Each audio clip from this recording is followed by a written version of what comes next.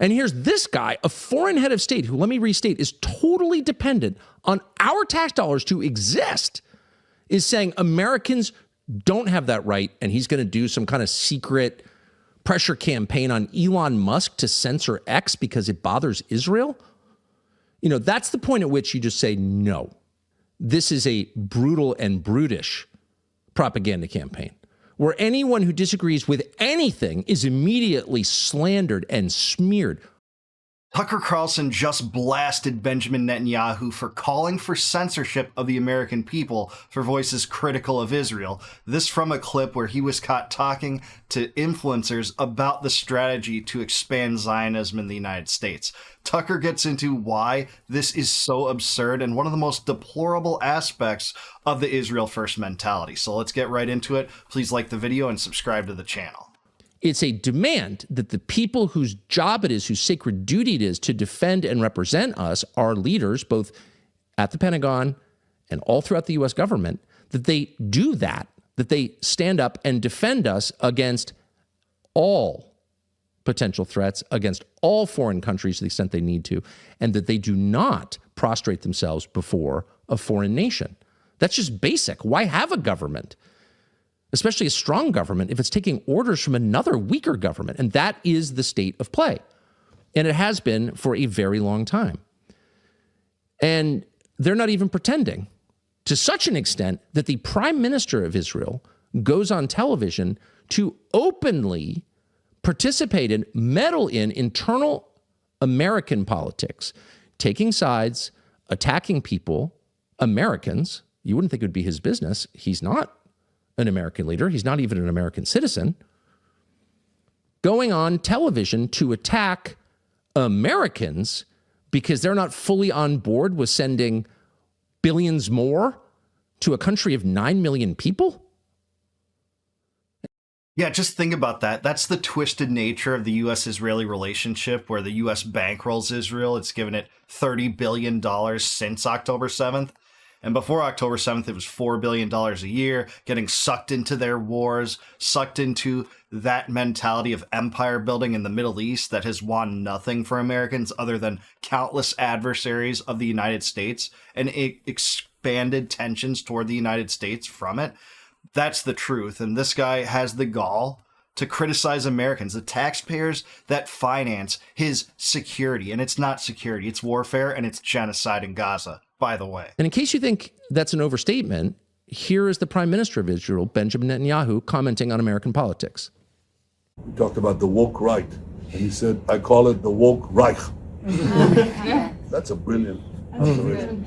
The woke Reich, because these people, you know, they're not any different from the woke left. I mean, they're insane. They're loonies. But they're actually meeting on some of the things. We have to fight back. How do we fight back? Our influencers. I think you should also talk to them if you have a chance. To that community, they're very important. And secondly, we're going to have to use the tools of battle.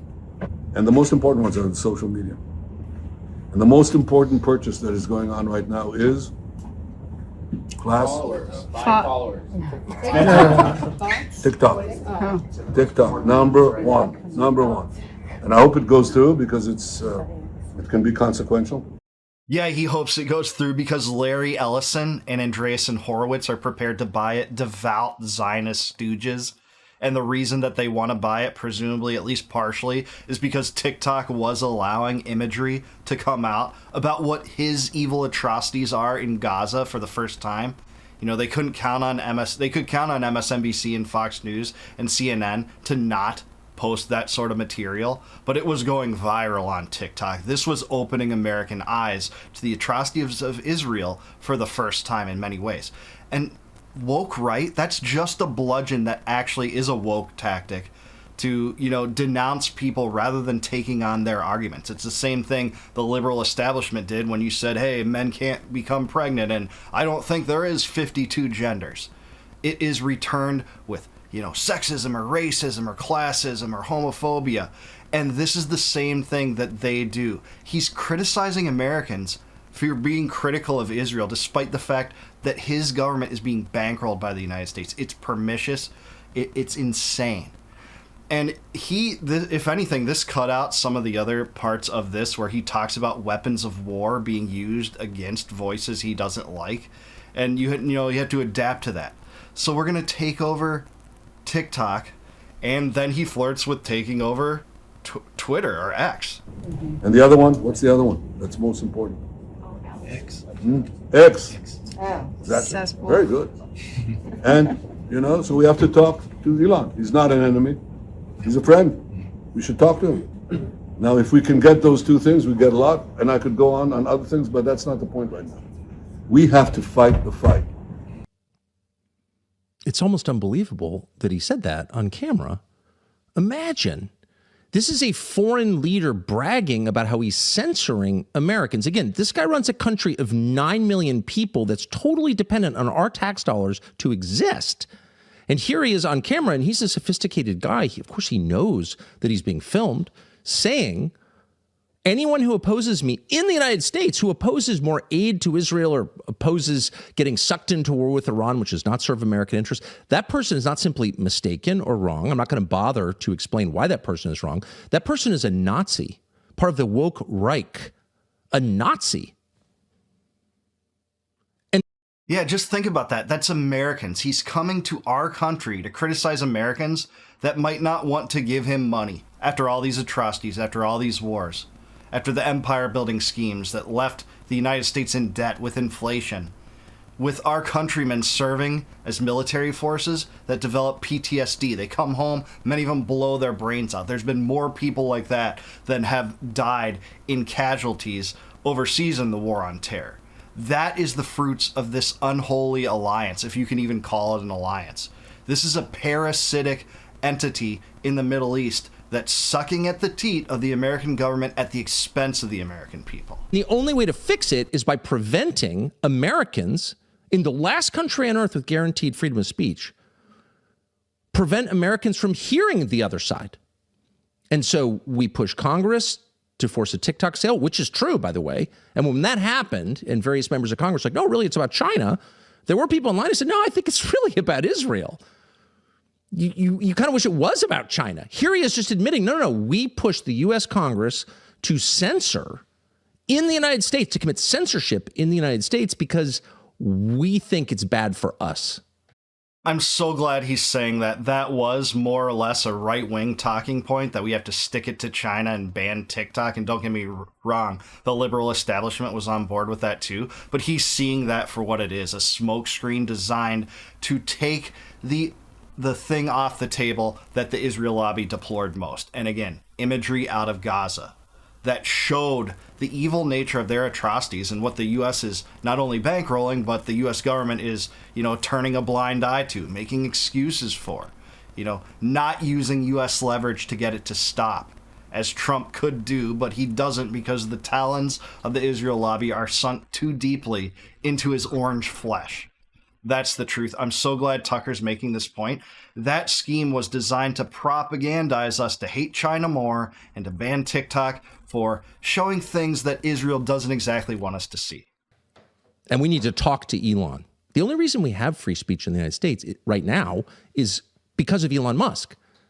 By the way, a naturalized American, a foreigner, who looked at the United States and said, what's great about that country? People can say what they believe because they're not slaves, they're not subjects of the state, they're citizens of a nation that they own. Free speech is central to the entire idea of America. In fact, it's really the only thing that sets us apart from any other country on earth. It's not our market economy, it's freedom of speech. And here's this guy, a foreign head of state, who, let me restate, is totally dependent on our tax dollars to exist, is saying Americans don't have that right, and he's going to do some kind of secret pressure campaign on Elon Musk to censor X because it bothers Israel. That's the point at which you just say, no, absolutely not. That is not allowed. But since no one has said that, it has continued. And that's why when you go on social media, you see person after person taking that guy's line. That is so correct. He is totally right here. The implication that, hey, we have to talk to Elon. Well, what do you want to talk to him about? It's censorship. There's nothing else you could talk to him about. You want to get these voices off of social media because that's the new frontier of information, since the legacy media that sided with you and is dying is not being trusted by anyone anymore. We see your scheme, Netanyahu. Get out of our country, by the way. So yeah, I'm with Tucker, and this is so well said by him. I'm very impressed. That guy's lying. Repeating foreign government talking points on social media as Americans. Oh, you can't say that. It's true. It's 100% true. And it's also totally counterproductive, by the way. This is not a sophisticated propaganda campaign.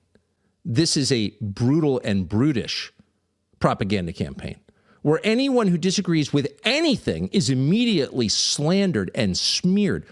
Megyn Kelly, who's got to be the single most moderate person on the question of Israel, who said 100 times and means it, by the way, I like Israel. I'm not against Israel. But maybe it's not a great idea to get sucked into one of their wars. We've done that. Let's not do it again. Ah, Nazi! He's so right about this. The guns are ablaze toward Megyn Kelly from the Zionist First Brigade.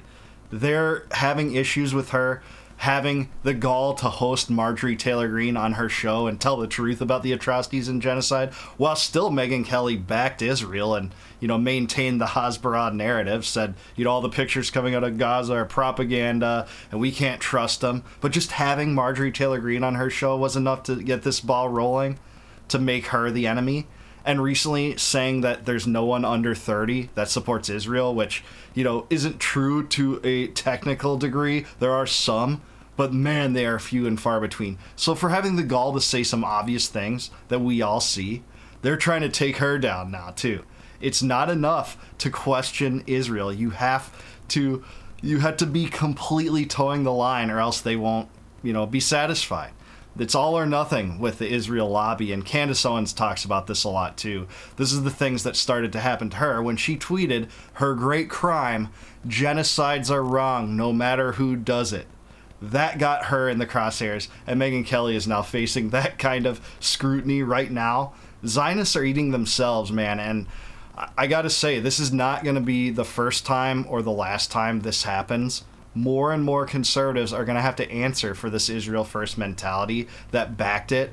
And those that, see the sand shifting, they see the writing on the wall that this won't be lasting forever, and you're on the wrong side of history by supporting Israel while they do this in Gaza.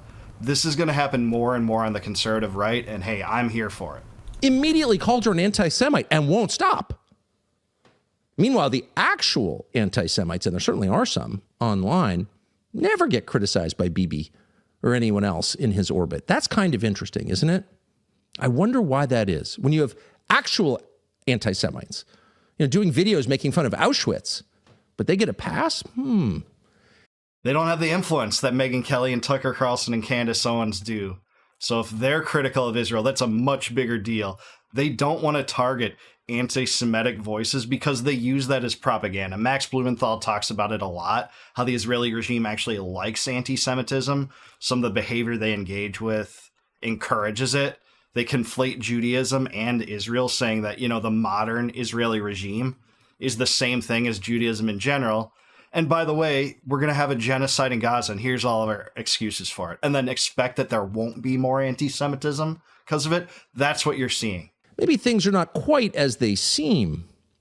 But normal people who harbor no hate toward anyone, or try not to, are immediately slandered in a way that makes it, in some cases, hard for them to have jobs if they deviate even a little bit. So what's the effect of this? Not that it's up to me to tell Israel how to run its propaganda campaigns, but the effect, just noticing, is that it turns allies into enemies. You can agree on 98% of things, but if you think maybe it was a bad idea to bomb Doha, Qatar, the site of the largest military base in the Middle East, which exists to protect Israel, if you think it was a bad idea for the Israeli government to bomb Doha, then you're a Nazi? Just in point of fact, by the way, Hamas was originally in Qatar because the Israeli government asked them to accept Hamas. That airbase exists to protect Israel, by the way.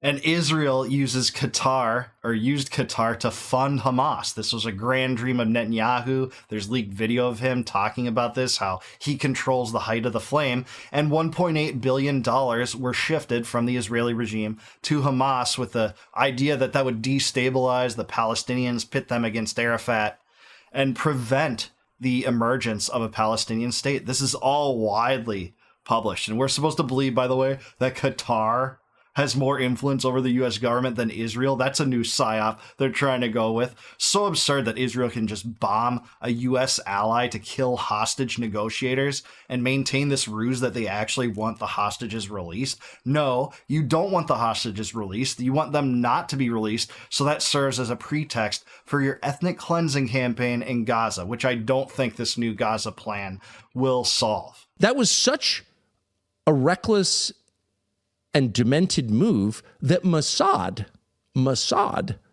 in Israel opposed it and wouldn't participate in it because they thought it was too reckless. So to say that there is, quite a bit of latitude for debate in Israel is an understatement. Mossad refused to participate in that.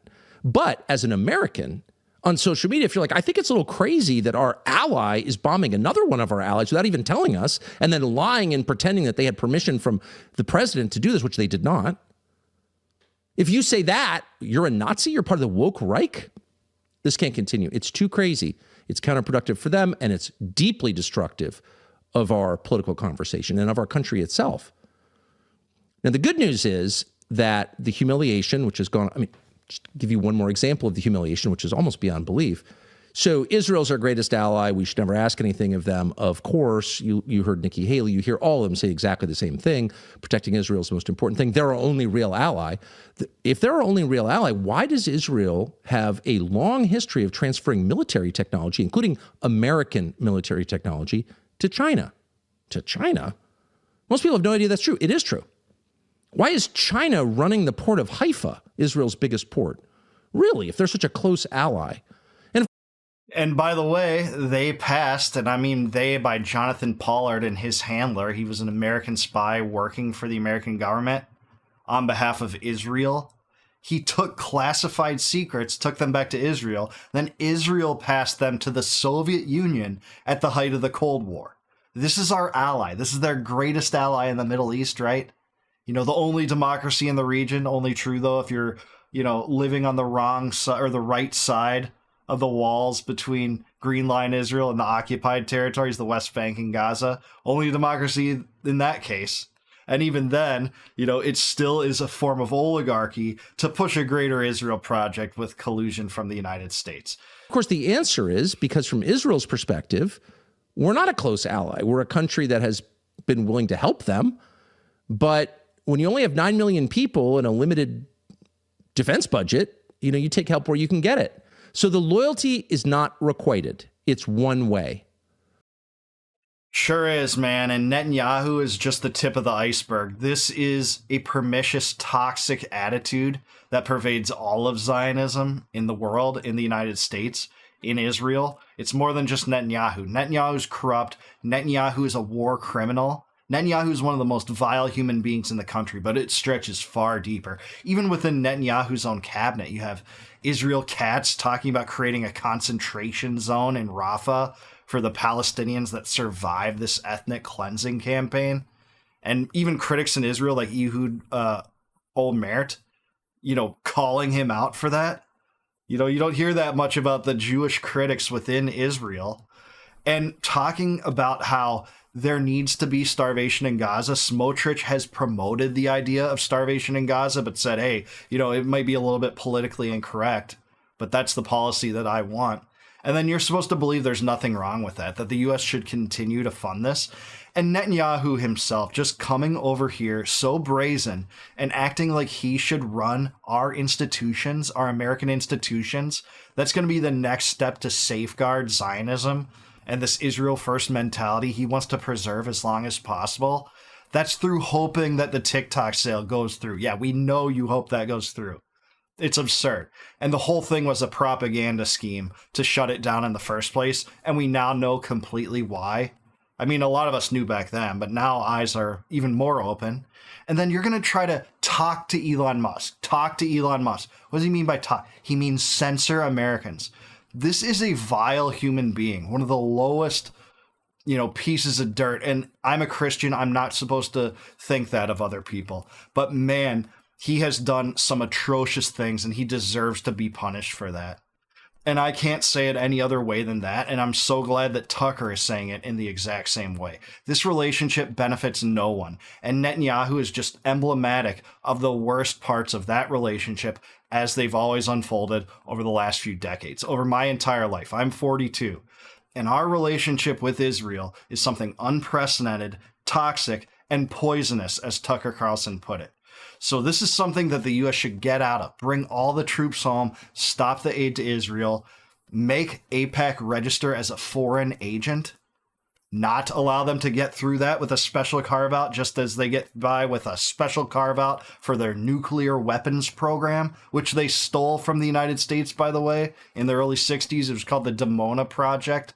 JFK tried to stop it, but it's all these special carve-outs for Israel that robs Americans of our sovereignty. We're supposed to be a representative republic. I don't think that's been true for a long time. It's an oligarchy. It's run by the Uniparty, by the deep state, and a collaboration between the worst corporate interests in the world and the worst government interests in the world. It's JP Morgan and Pfizer and Raytheon and Lockheed Martin running the show on behalf of the Israel First Brigade and the pernicious warfare state that we live under. Imagine if it was Vladimir Putin coming over here and saying, hey, you know what I think we need to make sure people understand the Russian narrative better? We need to take over TikTok. That acquisition needs to go through. It needs to be purchased for the Russians, by the Russians, with the Russians benefiting. And then we need to talk to Elon Musk about censoring users for making comments critical of Russia. Just think how that would be handled in comparison to this situation. And that tells you everything you need to know about the scam and the lies and the half-truths that they tell you from Washington, D.C. But I do want to hear from you. Let me know down below. Are you on board with what I'm saying? Is Tucker Carlson right? Does Benjamin Netanyahu deserve an ounce of American credit or a single dollar? Should we withdraw all aid to Israel and kick him out of our country? Let me know in the comments down below. Please like the video, subscribe to the channel, also subscribe to Tucker Carlson. Awesome segment, Tucker. So heroic and courageous for someone on the right to say stuff like this, for sure. Also, please consider becoming a YouTube member. If you like this video and my commentary, click the join button below. You can help support the channel. If you do that, I'll give you a gift in return too. You're going to get access to all my videos before they go live to the general public. Those are the members only videos. And until I see you guys next time, no more war, no more debt, no more inflation, and no more empire. Peace out, guys. Catch you in the next one.